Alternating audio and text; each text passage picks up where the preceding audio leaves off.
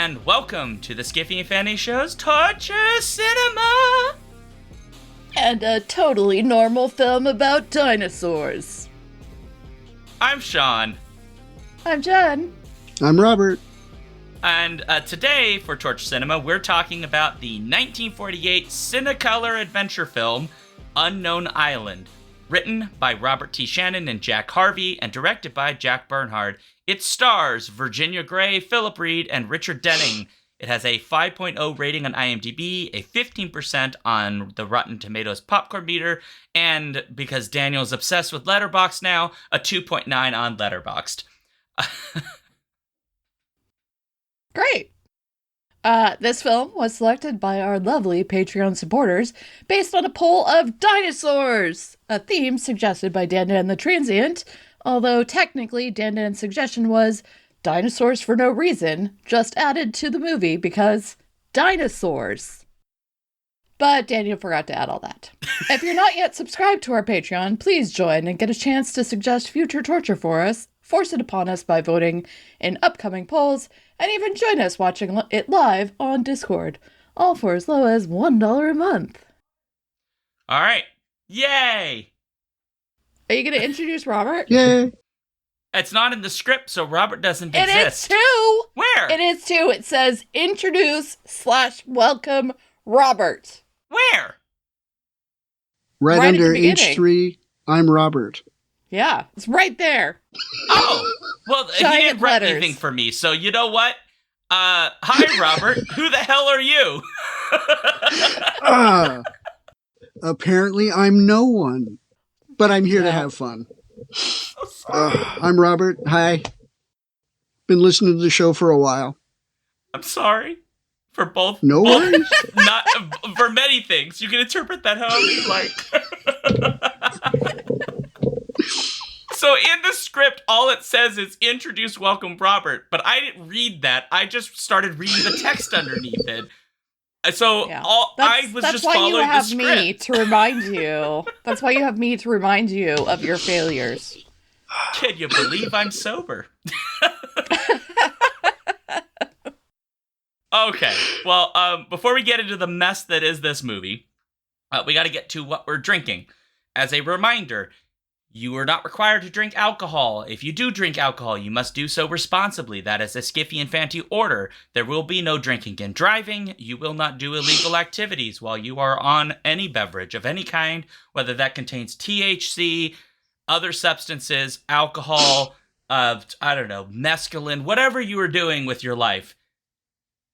Drink responsibly. And so, Robert, you're first up. What beverage are you drinking?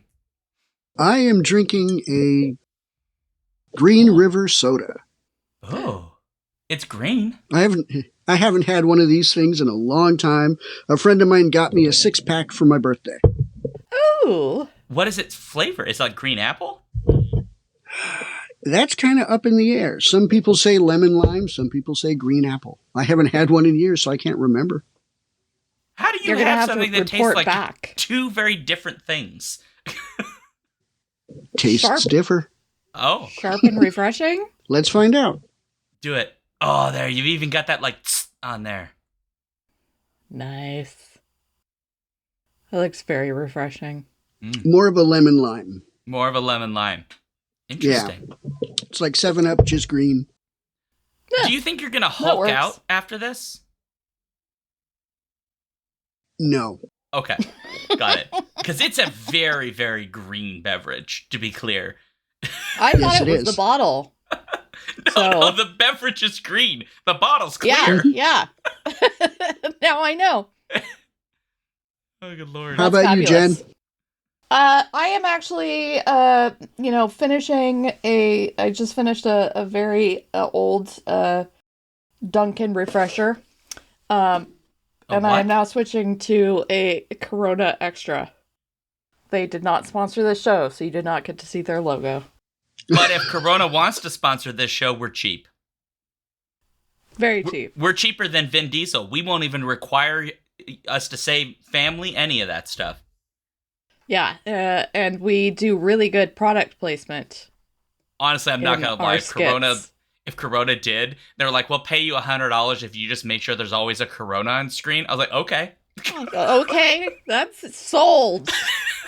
Sold. Only $100 once? And we have to do it for every show? Okay. You know what? Why not? No. Per month. Per month. Oh, per month. Yeah. Okay, that's fair. Yeah. No, come on now. I'm not that ridiculous. Yeah, it would cost more than $100 just to buy the Corona, so. Yeah, that's true. Yeah. Inflation and all that. True. What are you drinking, Jen? Jen? Sean? You just did yourself. Sean. I just did myself, yeah. What are you drinking, Sean? I got 2 for tonight.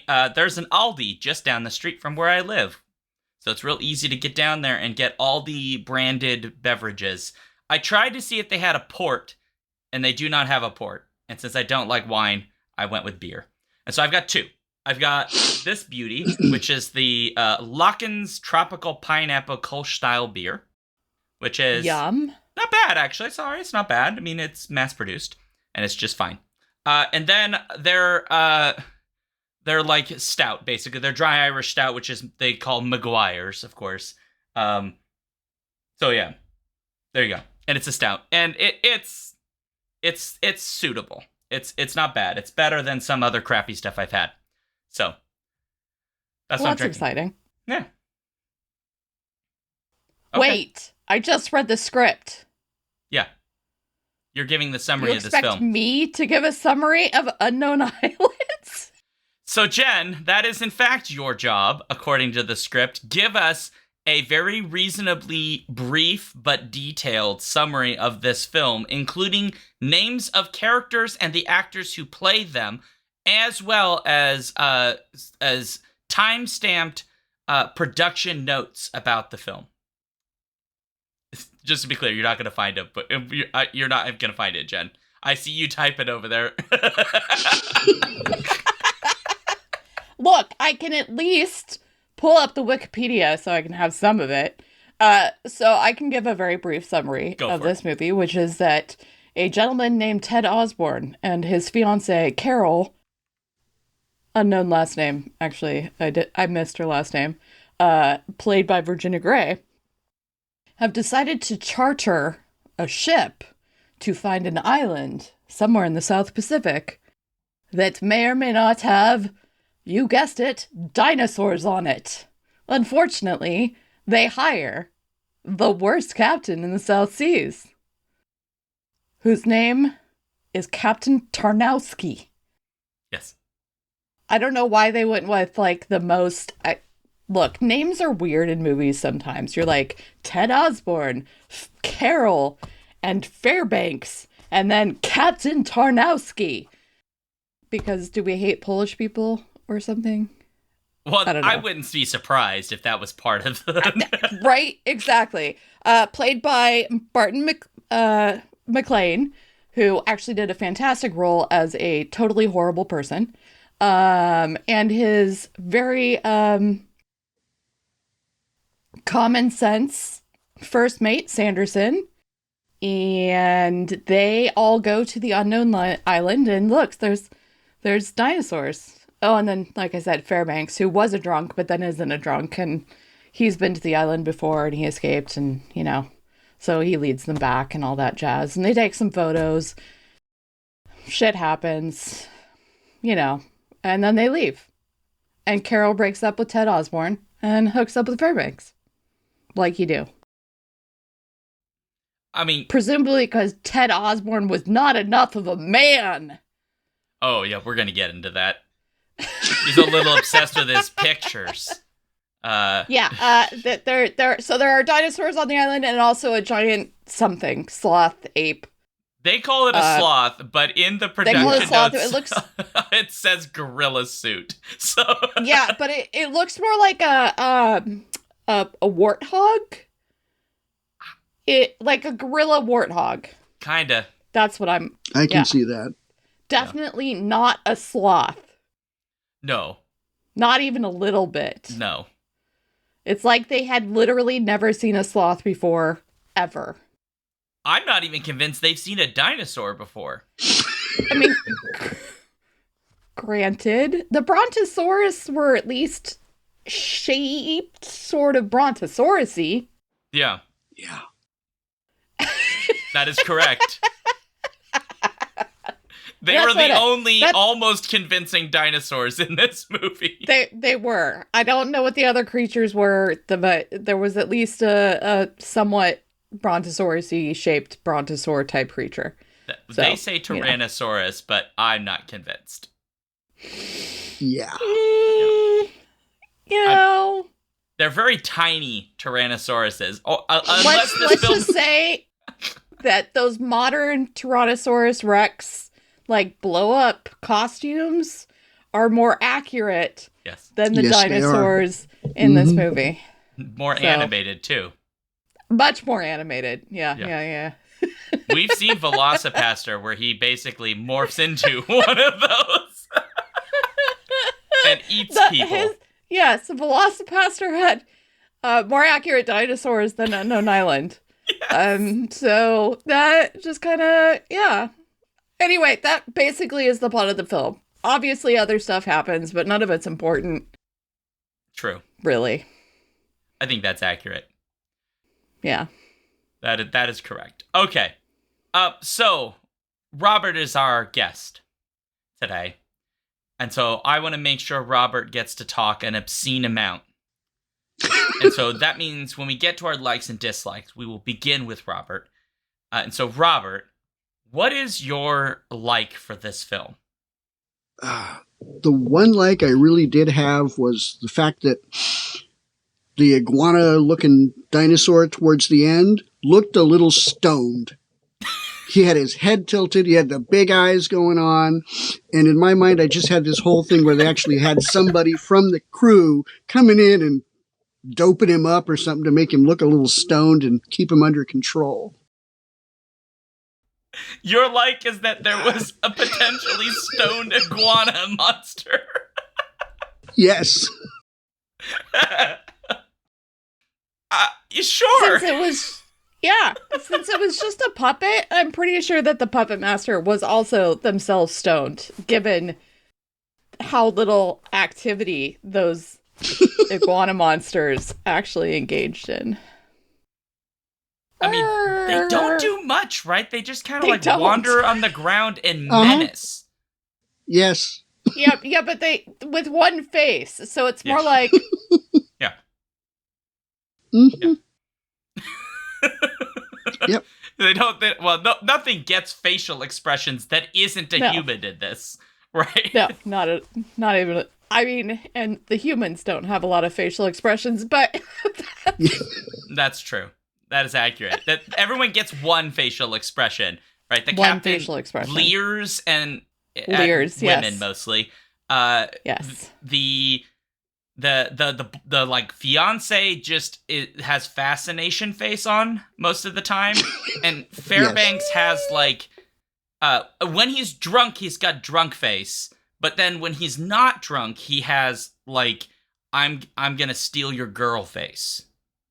Yeah, that snarky, swarthy if you're a woman he'd be flipping his hair over his shoulder. Yeah. He'd pull a Fabio, just whoosh. Yeah, but with a little snark, Yeah, just a little bit. Sanderson just looks capable all the time. Yes. Why isn't he in charge? We don't know. Apparently the captain is really good at fist fights. Yes. Yes. To be honest, he's probably the best actor in this movie. That's fair. Except that his character is just abominable, but he really bought into that role. He sold it, right? Hook, line, and sinker. Yeah. Yeah. That was his Oscar performance. No, he was like, "This is it. I'm gonna get the recognition I deserve. I've been doing this role since the movies didn't have talking lines." Yeah. I'm gonna get my due as a character that could only ever show up in an episode of Law and Order SVU. Be real. Villain, to be clear. Actually, he could have been the cop too. Let's just Yeah. It could have gone either way. Could go either way. He could be Stabler or one of the perps. Or both at the same time. Oh, Lord. I mean, I imagine we're just going to come back to it because, Robert, your whole life is just this one creature. And I'm going to guess we're coming back to talk about the rest of the cast of creatures that are in this. We might touch on that, yes. I imagine so. All right, hilarious. stoned iguanas. Excellent. Excellent, yes. All right, Jen, I liked when it died and it looked exactly the same. That was classic. Yeah, it turns out its entire life is just experiencing things stoned. Yes. Not a bad existence, given the island it's on. No. The Cheech and Chong of dinosaurs. Yeah. Oh, that's a good one. Okay, yeah. I like that. We'll call them the Cheech and Chongguanas. Chicken chonguanas. Okay, that's fair. Trademarked. All right, Jen, you're like, go. I didn't actually really think of one, so Wow. For Okay, one job, only Jen. because this is not this is neither like a really hateable film, but nor is it a really likable film, right? Like there's just it's just mid. It's just That's fair. it's very mid for a B movie. Oh, hold on. It is not a B movie. This is a D movie, Jen. Okay, right. D movie. I mean, it was basically a B movie of the 1940s, right? Like This doesn't even have a production company. The production was done by a guy, and then it was distributed by another company. Right? This is so far down. It doesn't even have what, like, David, if he were here, would come out and be like, let me tell you the history of like the sub level 3 Hollywood studios where they did films for $13 and free coffee. Right? Okay, They don't even have that. But you know what? They did get one thing. And that's Ray the Crash Corrigan. Which is quite a coup. Go Because the on. man was basically the monster in dozens of films. Okay. They probably also filmed part of this at his ranch. Which, like, good for him. Like, he just was cornering the market on this film. So, you know, I gotta give it to him. Even though, so, Ray the Crash Corrigan played the sloth / warthog / ape creature. And he's barely on film because for some reason they decided to throw this creature in. And I think it's really just because Ray, the Crash Corrigan, was like, you know, you could rent out my property for this movie. And as a bonus, I'll play the sloth. And they're like, you know what? We did need another monster who actually, like, moved a little.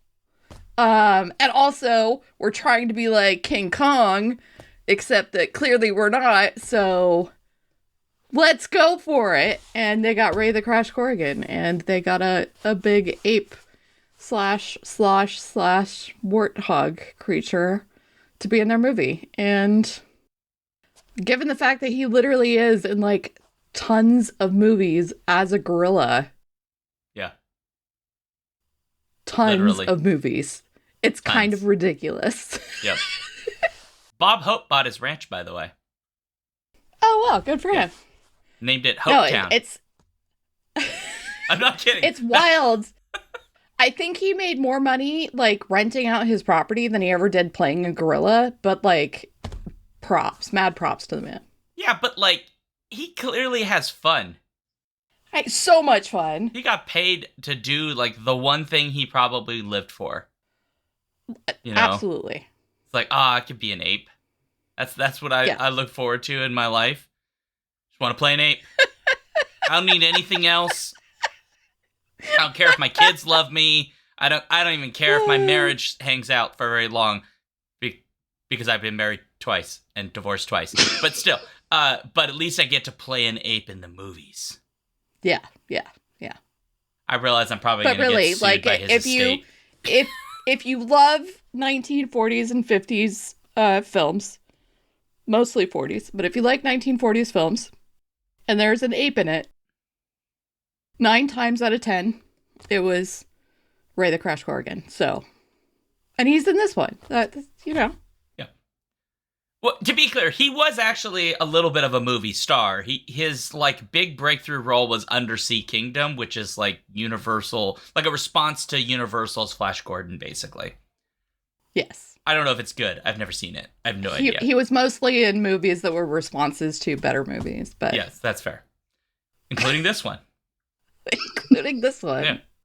I mean, so when we watched it, Trish mentioned, I think it was Trish, was watching with us. Trish basically mentioned that this is just King Kong, but bad. Yeah. I mean, so one of the things that I read was actually really interesting, which was that Peter Jackson must have watched this and been influenced by it before he did his King Kong version, because there are a lot of similarities between the two films.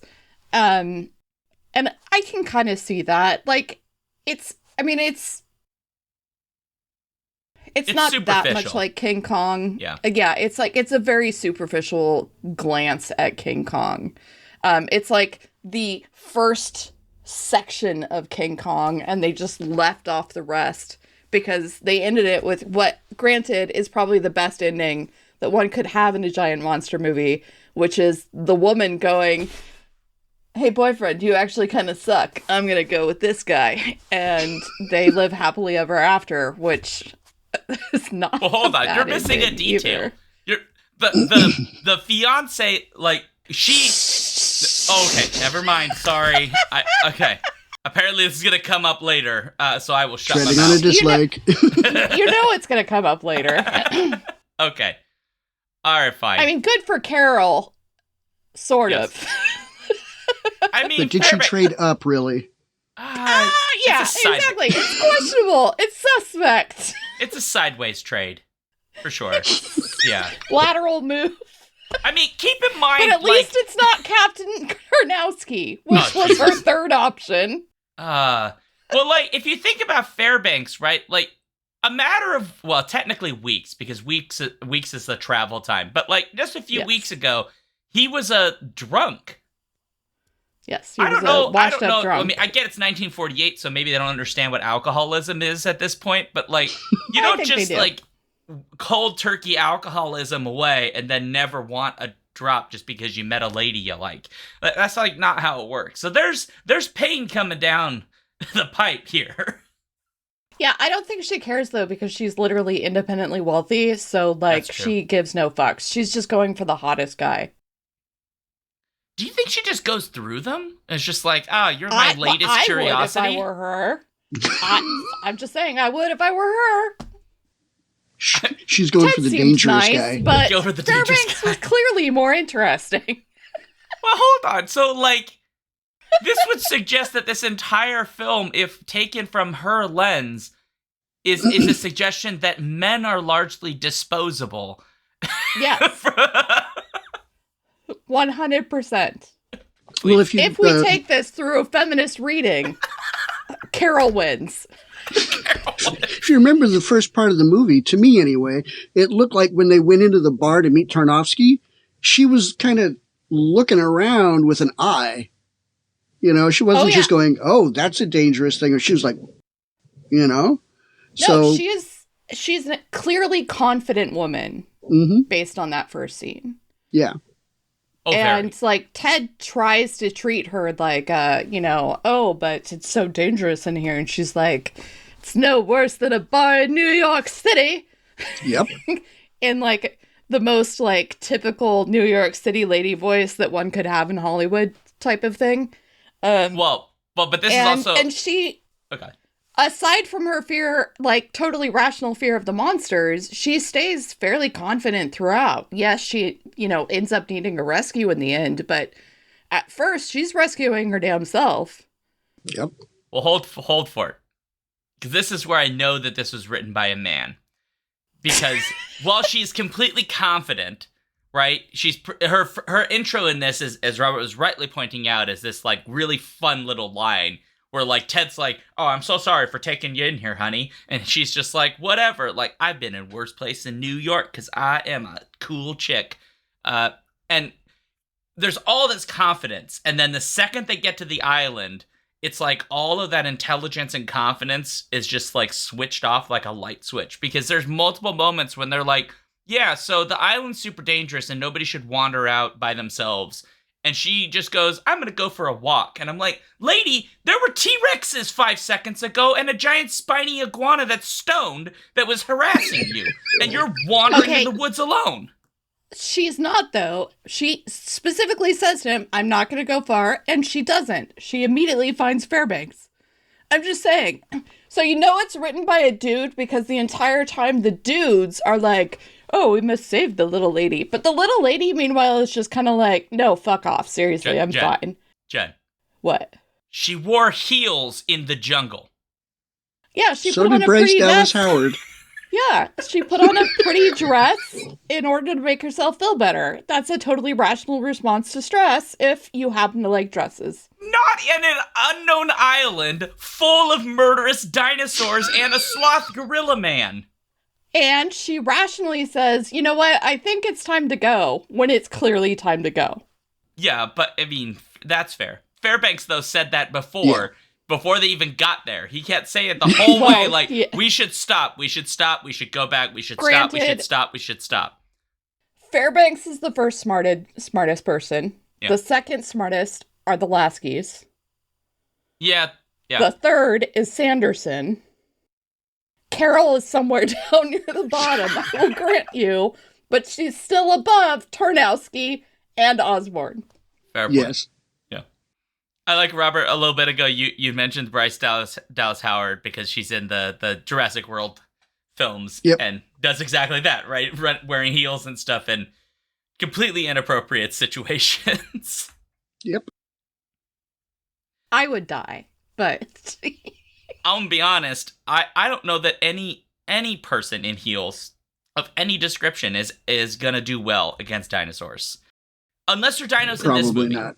Because the dinos in this movie don't really move very much. I mean, technically, regardless of footwear, you're not gonna do well against dinosaurs. That's true.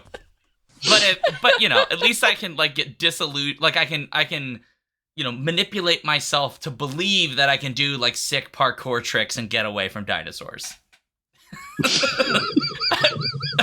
You would technically be more deluded than the lady in heels at that point. Like, I'm the guy who like is like, all right, I'm definitely gonna do this parkour trick, but I do like some jump over the bench and I do it really well, but I think I've got it. And that's when the head of the T-Rex comes up and gets me as I'm going over the bench. So you just see my face be like, yeah! And then I'm eating. Crunch. Yeah. We should definitely make a dinosaur movie. Oh, man. That would be so fun. But I don't know, man. Like, we gotta have a budget for that. No, we don't. Yep. You can make this They shit. didn't. Yeah, exactly. What's your like? Oh, Jesus. This film sucks. I'm gonna say this. We've kind of mentioned it already, and I just agree that everything about Barton McLean's portrayal as Captain Tarnowski is remarkably good at being a person you hate and want to die. Like, literally the second he said something sexist in the bar at the beginning, all of us in chat while we were watching it together were immediately like, oh, I can't wait for him to die. Like, that was our hope for right away. And so every time it seemed like this is the moment he's getting killed and he didn't, we were like, damn it, that was it. That was the moment. And he lives through most of the film and then does in fact die. But, you know, being eaten / beat up by a sloth gorilla. And so I just love, he's just so good. He is. He did a fantastic job. The most disappointing thing, I think, is that his death, Fairbanks doesn't get to hear him scream, I don't think. Right. Because they had already run off. Yeah. And I'm like, but that was his moment. Yeah. That was the line he says, right? I want to hear you die screaming, Yeah. I think I will come. I want to hear you scream when you see the dinosaurs. It'd be so cool. That was the last thing he sees is Fairbanks, watching him from a cliff face, right, where he's up on there watching him being eaten alive. That'd be cold as shit, but amazing. Amazing. It would be, but no. Yeah. I don't know. Tarnowski's just great. He is every much the villain. He's lecherous. He's just gross. He's sexually assaulty. He's in every way just such a slimy human. And I just, as far as characterization goes, he's the most well-built kid. There's no question about exactly what kind of person he is. And they give him plenty of scenes where he gets to be this really horrible person. And I don't know, I'm not saying I like him, right? Tarnowski's a horrible monster, but it's good. It's just a very good portrayal of a disgusting person who gets what they deserve. And like I said, I think he actually legitimately is the best actor in the movie. Yeah. Yeah. Carol does a pretty good job, to be honest. She's not bad. The other characters were mostly pretty flat. But granted, the script is mostly flat, except for that whole opening scene, which actually was a pretty smart initial scene. But it all kind of just goes to shit after that. So yeah, fair. Yeah, and then he went on to be in I Dream of Jeannie. So. Did he really? Barton McLean. Yeah, he was on for 35 episodes. He played the Air Force general. Oh, wow. Yeah. So he did. Oh. Well, yeah, I mean, he was in a ton of films. So. Oh yeah, he was definitely he definitely had a long, very long. Jesus, he was in so many movies. Mm-hmm. Yeah. So there you go. Deserved. He's a good actor. I think he did a very good job as his character with the saltine cracker script that they gave him. He is such a generic charter captain directly post World War II. Yes. You really cannot get more I am a salty sea captain. I hate men because they're beneath me, and I hate women because they don't like me enough. Yeah. Yeah. I can't get a woman with my charm alone, so I gotta be a lecherous turd and steal people's... Yeah. Carol actually has a line about, his charm. Given your charm, I'm not surprised. I can't remember what it is he said. But it was, kind of to the effect of, nobody likes me or something, and that's her rejoinder. So, a lot of the script, was smart. It's just that it's in this backdrop of... Yeah. Bland. Yeah. It's because the film they should have made would have been a film we wouldn't cover because it wouldn't be genre. They should have just saved all that budget and made a sort of vaguely action high seas romance, basically. Like a three-way romance where these two men are trying to get the lady and then you have the lecherous captain. The second they added the dinosaurs, it's this has gone to shit. Yeah, it's weird because usually I'm dinosaurs, but in this it's oh, please just take the dinosaurs away. I mean, yeah. Normally you don't have that reaction to dinosaurs. Normally you're give me more. No, I mean, I like the movie Baby, whatever the last part is, and it's only a 6%, but it has a baby dinosaur. Yeah. Yeah, this is the kind of film where you get about 10 minutes into the dinosaur scenes and you're yeah, we could do with less.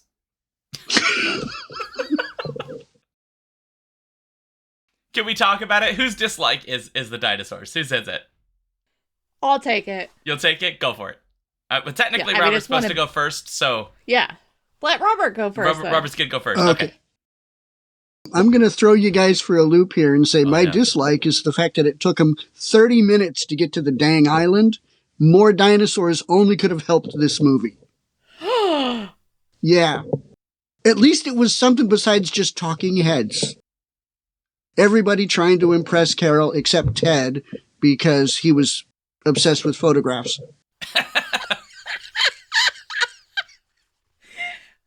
Okay, on one hand, I agree. Much less time on the boat. Yeah. But in reality, I think we should have just, like, cut this film in maybe, I don't know, a quarter. And just had, like, 5 minutes in the bar, 5 minutes on the boat, 5 minutes on the island. The end. Yeah. We call that a short film, Jen, not a feature film. Yeah. That's this right. should have been a short film. But then we wouldn't have got those epic fight scenes with the dinosaurs. Stupid fights! They're so dumb! The grenade launcher? Oh, yeah. We haven't even mentioned the grenade launchers. No, we have not. It's like World War II era grenade launchers. They're just shoving potato mashers in the air at them. I saw it in IMDb. I could not verify that this is true. It's an IMDb like myth I'm gonna go with, and I'm gonna guess they did it because they needed this film to be more interesting. But there's a trivia note in there which says like when one of the dinosaurs falls down from a quote unquote grenade hit, it was actually the guy inside passing out because there's no air in the suit, and then the note continues that the guy died. And so the director just thought, I just really like this scene, so I'm going to keep it. And just keep it in there. I read that too. I don't think that's true, because I can find no reference to that anywhere else. Oh my goodness. Can I just say that totally plausible? Yeah. But Robert's saying, Totally more plausible. dinosaurs, please. I want Yes. more scenes. More stone dinosaurs. More stone stone dinosaurs dinosaurs. walking very slowly while we're supposed to believe that they're being menacing.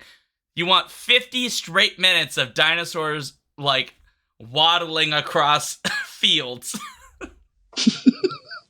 Robert, there is a solid 20 minutes of this film that is only dinosaurs waddling towards them, supposedly, and they're so scared that they have to launch grenades at them. I'm just saying. Yes. That scene is interminable. It just fucking kept going. And going. And Robert then, wants more. like, when you finally think it's going to stop, Nope. it doesn't. Nope. There's another 5 minutes of them waddling away. I was hoping to see zippers in the backs of those costumes. You're looking for things to laugh at. Yeah. I mean, you need more of that in this movie. I mean, why didn't they make more like little dinosaurs? Not menacing enough? Well, yeah, but like Sorry, then I it would feel forgot. more lived in, you know? Like here's like a little like Yeah. puppet we got, and it goes, you know? I forgot my actual like. Oh no. I just remembered it because we just talked about how this movie needed more chances to laugh at it. I loved the fact that in the first scene, this film has a laugh track, y'all. There's an actual fucking laugh track. There is? In the first 5 minutes. Yes, in that first scene, when he, like, gets in the fight with the people in the side room and throws them out, there's a whole-ass laugh track going on, as if you're to assume that the bar is laughing at what's happening, but it's just a fucking laugh track. So you have, like, you know, the punch, swing, toss, crash, ha ha ha ha ha ha. I have to watch that part again. It's amazing. It's genuinely like, what is even happening in this movie? I was disappointed that laugh track didn't continue. That would not be nice to the rest of this film, which wants us to take it seriously. I really, like, the only thing I could think of was that you're meant to, like, assume that the bar is suddenly paying attention and laughing at them, but it's done so oddly And directly after a point in time where everybody otherwise is completely ignoring everything that is happening in this bar because it's a typical bar. Nobody gives a shit if you like, and it's supposed to be like a sailor bar. Nobody cares if he's like kicking people out of a room at all. They don't even care when he grabs a bottle from someone else. Like it just doesn't matter. Yeah. And suddenly they're laughing. No. Laugh track. Laugh track.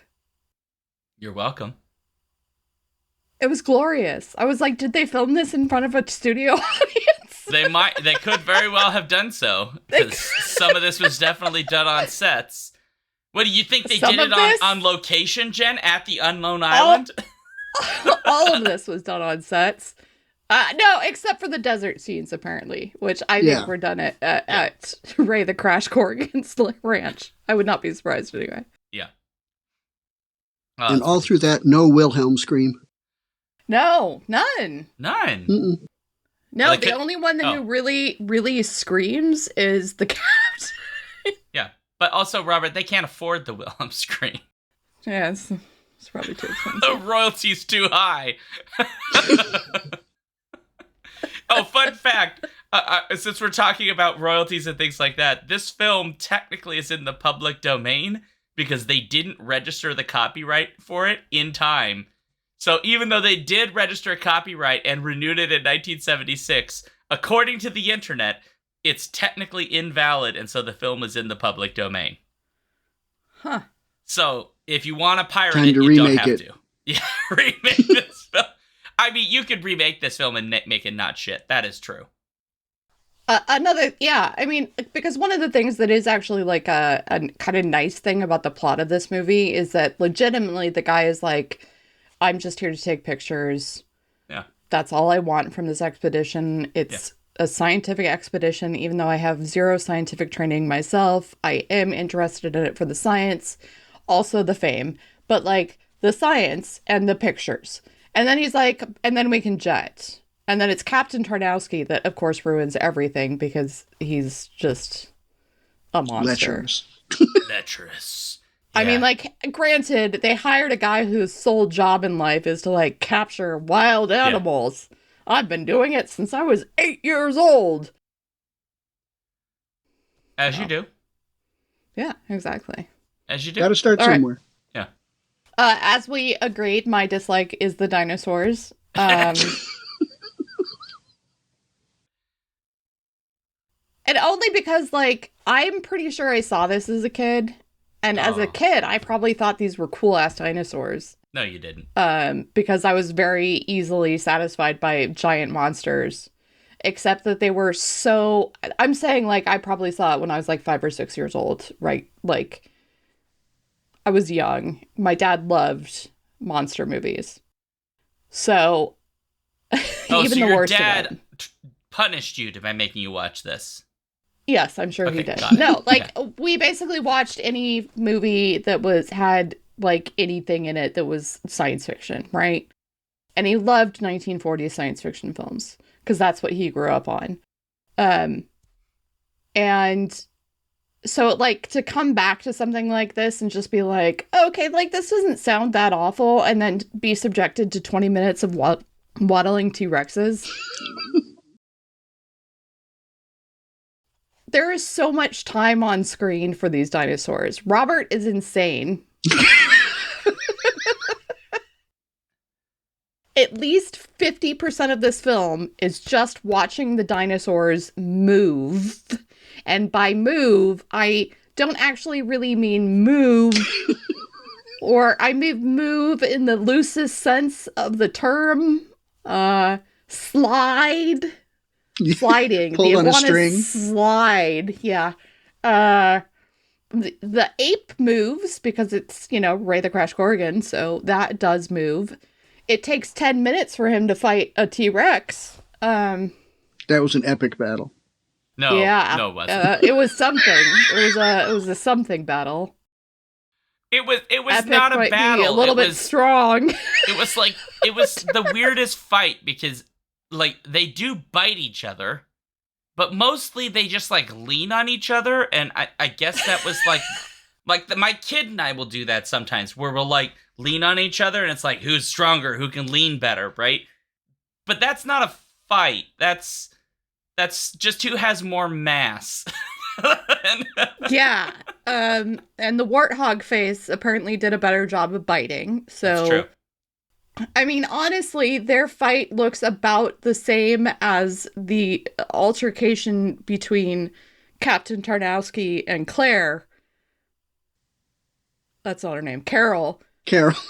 When he's assaulting her, you know, because he just like leans into her shoulder for like to, you know, mac on her, and she just kind of like shoves him off. That's almost exactly what the dinosaur versus warthog ape sloth. Well, they could only afford one fight coordinator. Yeah. That is a very valid point. Yeah. And the fight coordinators he they might got was be very onto cheap. Something. Yeah. He's not an expensive one. I think you might be onto something. Yeah. The only actually like good fight in that movie is the Fairbanks versus Tarnowski. Yeah. Like that was a good beat 'em up. And I have to admit the laugh track actually was appropriate. Because him getting like just like walloping on these two sailors, you know, he gets hit over the head with a bottle, just doesn't even notice it. He picks up both of the women, he just like bodily like lifts the two women that are in there with the sailors and throws them out the door. It was good. It was good. Yeah, that's why I say he's good at fist fights. It was very good at this. Weirdly. Yeah. Yeah. I mean, mm-hmm. I don't know. It was an almost good fist fight too that we got. In the T-Rex's defense, it didn't have real arms.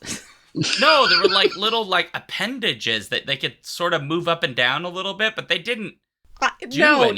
No, they didn't move up and down. The body shifted forwards and backwards. Sorry, I've gotten my directions wrong again, Jen. They just had little stick hands. They were like sticks. Yeah. They were literally sticks. With some molding over I'll work on that, Jen. The up-down flat thing is still messing up with me. No, you said the arms themselves were moving up and down, and it wasn't just the arms themselves. That would denote like independent movement on the arms part. So Trish in chat, by the way, did want to note that the 16 years earlier we get the other King Kong movie, which has better dinosaurs than this. Yeah. Mm-hmm. Oh, yeah. Yeah. Thought I'd bring that up. The technology was there. The technology was there. They could have used it, but they didn't. They chose not to. Yeah. They chose not to. I'm pretty sure the brontosauruses were just like little clay that like their 10-year-old made. Here, son, here's some clay. Make a brontosaurus for me. Miniatures. Like they were just like toys that they put on little things. I don't think the brontosauruses were. They literally looked like clay, but not like claymation. Like we're gonna do a claymation clay. Oh, like a clay statue. Yeah. Like a clay statue. Yeah, they fired it in the kiln at their house. No, at Corriganville or whatever it's called. It was just I think not even clay. Play-Doh. Oh, okay. They were Play-Doh brontosauruses. Hey, Jen, we can't talk about Play-Doh on here. That we don't have the copyright to that. Oh, sorry. Yeah. Okay. Generic substance. Modeling clay. Modeling clay. Putty. Modeling the salt-based goop stuff. Flour and salt. Yeah. Mixture. Yeah. Homemade, of course. Sorry, Hasbro, which I assume owns Play-Doh. We didn't mean to step on any toes. Was Play-Doh even invented in the 1940s? We don't know. Paul would know. Paul's in chat. Paul would know. I'll find out. Definitely that ancient, right, Paul? Play-Doh. It is owned by Hasbro. God, I feel so smart right now.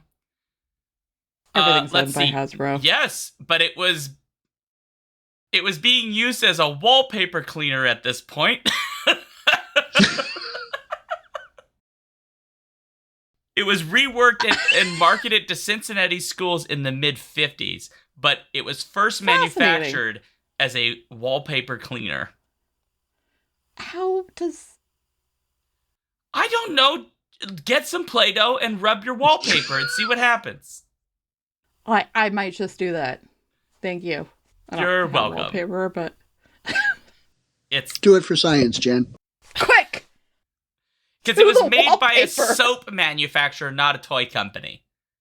It was devised at the request of Kroger Grocery, which wanted a product that could clean coal residue from wallpaper. Oh, yeah, it would do that. Yep. That makes sense, actually.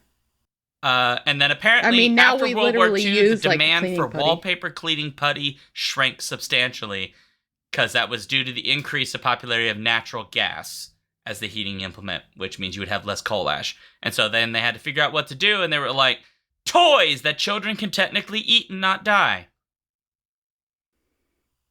That's my Welcome paraphrasing. to Torch the Cinema, where you get a new fact every month. You're welcome. The more you know. Okay. I'm supposed You're to a have dislike. a dislike. Dislike. Like, dislike. Are they the same thing? Who knows? It hasn't come up yet, but I'm going to bring it up. So here we go, because we talked about the dinosaurs, which are terrible, and we talked about a bunch of other stuff that's terrible.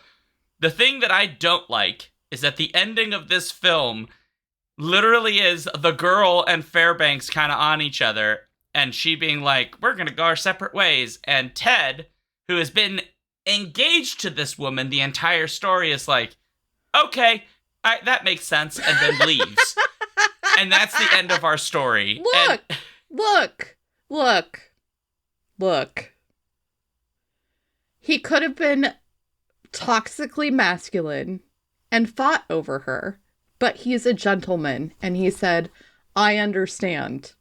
Well, if he was a gentleman, he would have listened to her earlier in the story.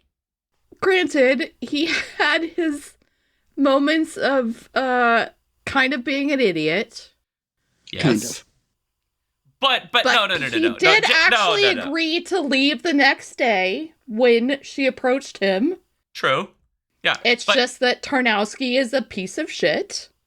Well, ruined their plans. Well, yes. Okay, I got that. But that doesn't solve the problem. He's engaged to a woman, and she has now decided she's going to be with another man. They haven't even got back yet. And he just walks away like nothing. So that tells me one of two things about this man. He really wasn't into her all that much to begin with, which Probably maybe not. Just wanted her money. He just wanted her money, but I don't know that the story really supports that. It's certainly the case that he's a little bit more preoccupied with his work, his photography, which I kind of get because, like, oh my god, an island with dinosaurs. I might be a little preoccupied, except for the getting eaten part. Or it suggests that he is, like, just a wet paper towel. Like, he's not a real person. Like, he's just Duke, were you about to say a beta cuck? Because that's what I think you were about to say. No! I was not gonna... He's a beta male. He needs to get on that Andrew Tate program. A wet napkin? I mean, like... I think that, to a degree, yes, the plot in the script does, to an extent, support that, right? Because there was a whole discussion about, like, whether or not he was a man, right? Right. They do that. Well, okay, so Carol actually doesn't ever say it to Ted. She actually says it to Fairbanks. She, like, insults his manhood because... Oh, but then, no, later, she does actually also say it to Ted because she says something about how the men will be there to protect me. Yes. And Ted is not included in that bunch, if I remember correctly.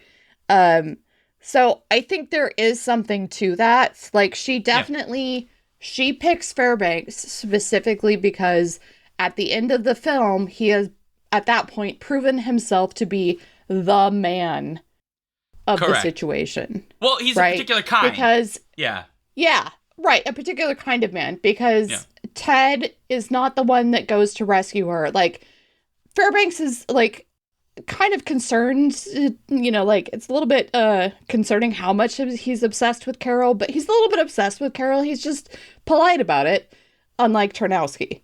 And he consistently is like, Carol's safety, not anybody else's safety, but Carol's safety, Carol's safety, Carol's safety. And when it comes down to it, at the end, when Carol is kidnapped by Tarnowski, plot point in which we haven't mentioned at all until this point in time, he wakes up early, leaves Osborn behind, and he takes action, right? So yeah, there is some support to him being a bit of a wet blanket and not the man in this situation. You can definitely read it as they decided that Ted Osborn, the scientist, the man, obsessed with photography, and not like kidnapping monsters or something, is less manly than Fairbanks the alcoholic. I would agree. I think that's a completely valid reading of the ending of this. Yes. That said, he is kind of a polite guy, so it totally makes sense that he'd be like, yeah, no, I'm good with this. It doesn't, though. Like, if you're engaged to somebody and then she didn't break off the engagement, then get with another guy, in which case I would say he'd being very toxic if he's like upset that, they broke it off and then she was another man and then he was like upset. Then I would say that's very toxic. But he was literally engaged the entire trip. And then at the end of their survival adventure, then he finds out, oh, my fiance is just going to be with this other guy. And there's like nothing from him. And I just don't, that to me doesn't make sense. There should be an emotional reaction. And then maybe he comes to that realization that, oh, okay, but like, I kind of get it. You're right. I'm like a little too obsessed with my work. Maybe I wasn't doing, but like, there's none of that. It's just like, oh, okay, well, good luck. Bye. Like, that's a ridiculous reaction. I'm not saying I want him to. He does say he understands. No, he doesn't. He has. As a member of the male species, no, he doesn't. He says it. I'm pretty sure that's what the script is. Do men lie? Whether or not he does understand is a different discussion. Jen, does a bear shit in the woods? Does a bear shit in the woods? You're right. Sorry, does a warthog gorilla sloth monster shit in the woods? He shits wherever he wants to. That's true. Except the beach. They don't go there. No, apparently not, for reasons we still don't understand. He doesn't like sand. It gets in everything. That's understandable, actually. I get that. Actually, it would get in everything. The poor warthog gorilla sloth monster, if he was in the sand, it'd get all over in his fur. It'd be a pain in the ass to get out. Yeah. Oh, man. You almost feel bad and it probably scrapes up the bellies of those slidey iguana monsters. Oh, yeah. Cheech and Chongguanas. Cheech and Chongguanas, yes. Cheech and Chongguanas. That's gonna hurt, that sand, the God. T-Rexes, honestly, they'd probably just trip on sand.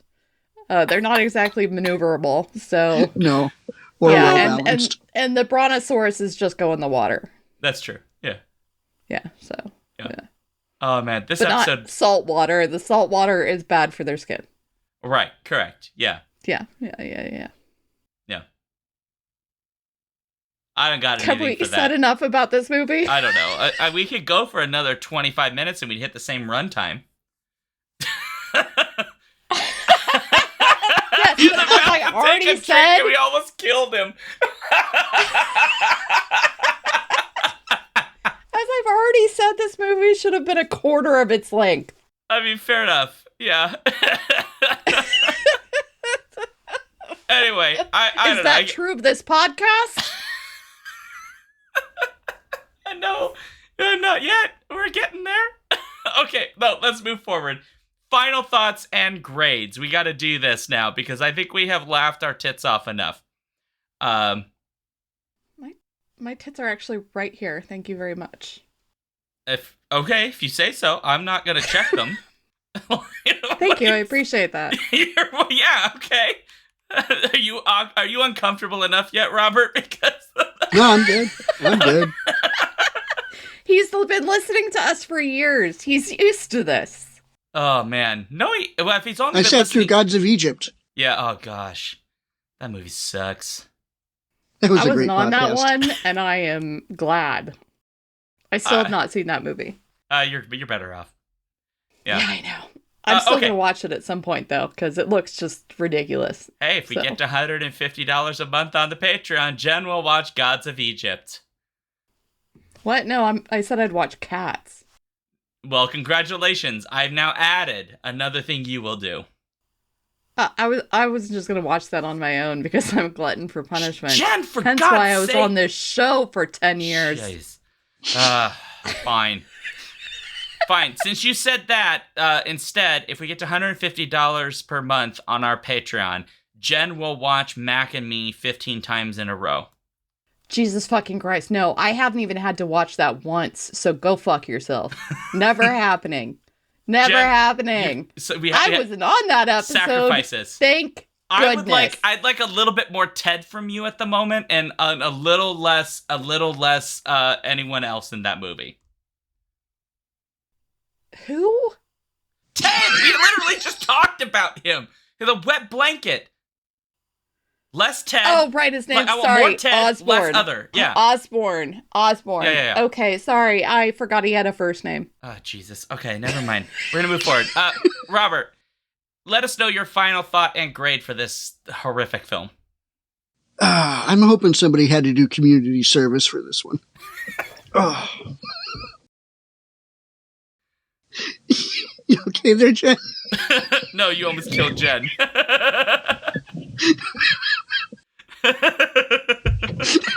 I'm just fine. Just fine. Nothing happened there. Nothing happened there at all. Are you sure? Yeah. Yep. Didn't even choke on it. Yeah. Skills. All right, plow forward, because I don't want this to be the same length of the movie. That was my final thought. Then what's your grade? Okay. A solid D. Fair point. Okay. Jen, final thought and grade, go. Yeah, no, I'm gonna completely concur with Robert. It, as I said earlier, is basically just kind of a mid-bad movie. Like, it's a bad movie, but, like, not... It's mostly shruggable, and it wasn't even torturous, really. It was just meh. So, I also am giving it a D. Down to you, It's Shaun. up to you to give it a scathing final review, Duke. Look, I'm going to tell you this much. This podcast was way more fun than watching the movie. Yes. Yes. That is going to be my measure. Because if we just had if it was fun, but it was like not dramatically more, that's like D+, maybe C- territory. But I actually don't want to watch this movie again. But I get the joy of listening to this podcast when I edit it again.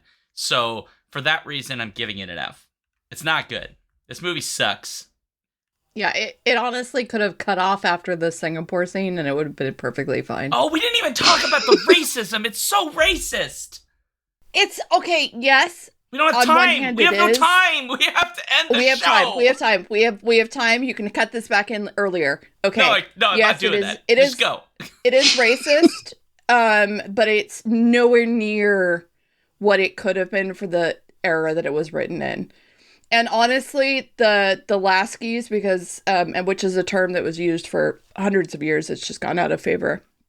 They're Indian, East Asian seamen and militia, East Asian, Southeast Asian, specifically sailors who worked for primarily British sailing companies for hundreds of years. They are never, at least, the racism is that the situation was racist and colonial, period. Like, the treatment of Laskies was horrible. This film, in some cases, is just, like, patterning that. But to be honest, they're the most intelligent people in this movie. Yeah. They say we should maybe not other go than there. Fairbanks. Yeah, no, like the second that they realize that the boat is headed towards this island, they're like, dude, guys, our parents told us not to go to this island. We should really not go to this island. We should probably stage a mutiny. And they do. They don't win, but they do. They're treated like shit throughout the film because they're treated as expendable, right? Yeah. Which is fucking terrible. It was terrible that Laskies of the time were also treated as expendable, right? But in the sense that, like, you want to be, like, cringing because they're saying super racist stuff constantly about them, that doesn't really happen. Like, to the extent that I have seen it in a lot of other 1940s films. Sure. Which I was really thankful for because it could have been really, really awful. And you do at least get, like, the sense that, like, oh, these guys are actually the most intelligent people of the entire film. Why, gods, are you not listening to them? And they, like, the ones that end up going to the island all tragically die doing exactly what they should have done, which was trying to escape. Yeah. So, like, I just wanted to applaud them through the entire film. I'm like, yes, I want them to win. Let them win. Yes. They deserve to take that ship over. They but did. The captain They did. is a racist bully. Yeah, he is. Jerk. Okay. We have a D- average, but we are now done. So we are closing this out. There will be no more commentary from this moment on. So folks at home, if you would like to let us know what you thought about this episode or have thoughts about this movie, you can go to skiffyandfanty@gmail.com and email that stuff to us, and we'll read it or something. If you are in our Discord already, you can obviously talk in our show discussion channel, if you like. We're on Blue Sky, Threads, Mastodon, YouTube, a whole bunch of other places. If you'd like to find those, that's skiffyandfanty.com/skiffythings. Excuse me while air bubbles come out of my throat. Don't miss us every Friday, 7 p.m. Central on Twitch for our live show, which folks are presently here with us for. That is at twitch.tv/alphabetstreams. And then if you like what we do, please spread the word about our show. If you are on socials, share our new episodes, tell people about our show, review us on the apps. And then if you are so inclined, $1 a month is all it takes. Patreon.com/skiffyandfanty. That helps us pay for all of the stuff, like all the security snafus we just dealt with. So there you go. That's you, Robert. Robert, it's you. Sorry. I have lines. Thank you to all of our Patreon supporters, including Andrea the Alluring, Cameron the Chthonic, Caroline the Benevolent, Carrie the Divine, Chris the Condescent, Dan the Transient, who made us watch this movie apparently, Daniel the Cultured, David the Debonair, JC the Jocular, Jeff the Gracious, Joseph the Jovial, Juan the Junctional? Yeah. Who picked that name? You're not around anymore, so you shut up. Juan the Junctional. It's a very good name, I'm sorry. KB the Kind, Karen the Kick-Ass, Kat the Kinematic, Matthew the Magnificent, Paul the Pious, Phoebe the Eloquent, Robert the Riveting, our very own guest, Robin the Bold, And Ryan the Resilient, Sarah A. the Sensational, Sarah E. the Sublime, Sarah O. the Rapturous, Scott the Gentleman, Stephen the Strange, Tari the Thorough, Tanya the Triumphant, Trish the Imperturbable, and Victor the Valiant. So thanks all very, very much. If you'd like to find me, ShaunDuke.net or ShaunDuke.net/DukeThings if you want to find on my socials. I am obviously on this Twitch channel every Wednesday and Sunday at 6 p.m. Central. That is Alphabet Streams on Twitch. So please come check out my stuff and, go follow my YouTube channel. I release gaming stuff. You can find me absolutely nowhere anymore because I'm no longer associating my name with any type of social media. That would be why I couldn't ping you in the post. Exactly. You suck.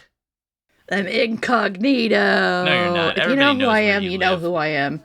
Everybody knows. If you know who I am, you know who I am and where to find me. If you don't, then go away. I don't want to talk to you anyway. Okay. Well, you can go to the new Blue Sky account jenzinksightings.bsky.social, where I will be posting possibly true sightings of Jen in the wild. Photography by Ted Osborne. And you can find me, I'm usually hanging out on threads as @RE_Junker. I'm always up for talking comics, movies, and TV. Cool. And Robert, thank you. You came on the show. Yeah. Thank you for having me. You're welcome. That was great. That was yay. It was a lot of fun. 63 points. And you got a rough one to be on because it's Jen and me together, which, it's the Jabberwocky herself. Yeah. Well, folks, as required by the Skiffy Fanny bylaws, I must make this happy. And so I would let everybody know that Jen has already agreed to this, and any protestation that she makes at this moment is a lie. I have purchased a T-Rex suit that Jen will wear in the new production coming from Skiffy Fanty Productions called Unknown Island. We will be remaking this film together, and Jen will be playing a Tyrannosaurus. Yeah. This Tyrannosaurus has a movable appendages. Arg. That's actually a zombie from Joss Whedon's company, but I still quote the zombie because it's like the perfect T-Rex sound. We will be dubbing Jen in this, so. And on that note, happy ending and scene.